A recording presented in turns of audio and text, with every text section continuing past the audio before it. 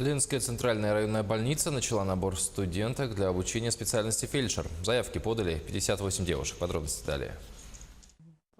Анна Захарова проживает в селе Чимча. Специально приехала за 50 километров на первое информационное собрание студентов, будущих фельдшеров.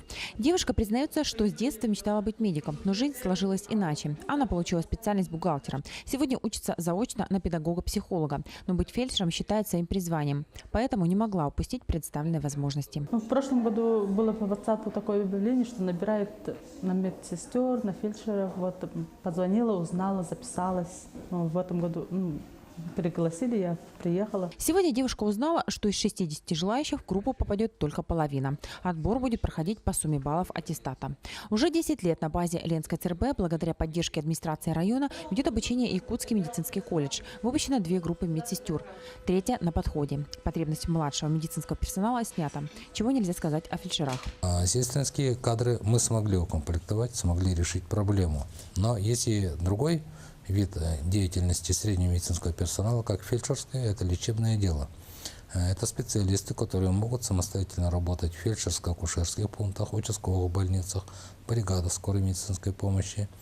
И учитывая дефицит этой категории работников, в этом году было принято решение открыть такую специальность, как лечебное дело.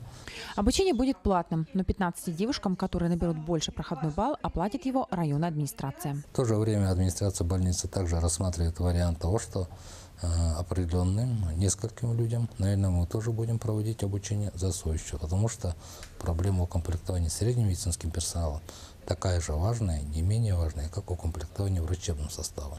Получать знания лечебного дела девушки будут в течение 3 лет 10 месяцев. Предметы, требующие специального образования, будут проводить деканы Якутского медицинского колледжа. Остальные – врачи Ленской ЦРБ. Практику студентки начнут проходить со 2-го курса в отделениях Ленской больницы. Обучение начнется с началом учебного года. Светлана Балеева, Виталий Андреев, Ленск.